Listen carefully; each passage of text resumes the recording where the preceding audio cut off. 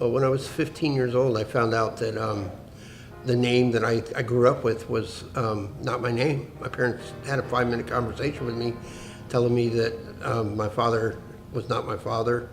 And I grew up with that man. And then the light goes on and you know why you were treated different all your life. And from that day forward, I started getting in trouble at school, at home, with the law. I ended up in jail several times. And I was looking for something to fill the void, and the void was filled by a family friend who molested me. And that set me down a deeper, darker path that got me in more trouble and more things that I was always looking for something to fill that void, and never found it. I got sick about the same time I got arrested the last time. Got a rare disease that almost killed me. So God had his hand in my life that I didn't know about for a long time.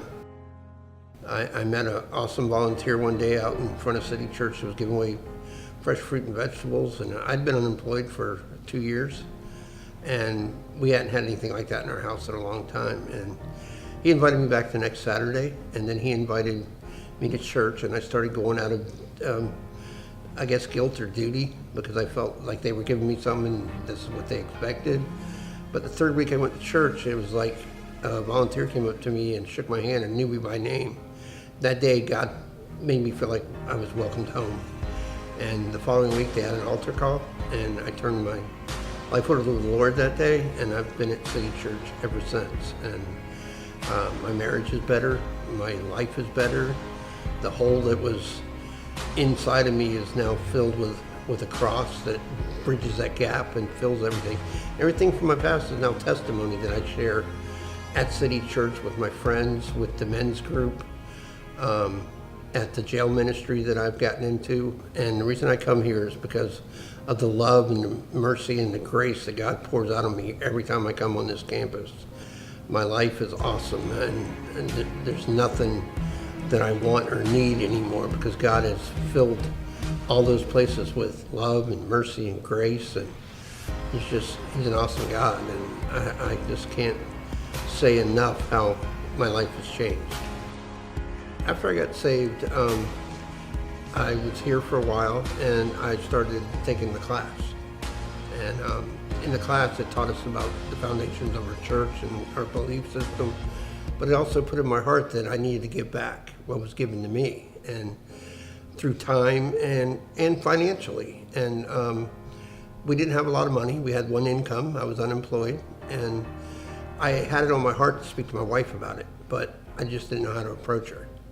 And my wife came home on a Saturday crying because she had gotten a ticket, and she knew we didn't have the money to pay it, and I knew, and she figured I was going to be upset, and I was going to fly off the handle like I used to, and during the trying to comfort her from her crying and her tears, I said, "Honey, I've been wanting to approach you about something about tithing."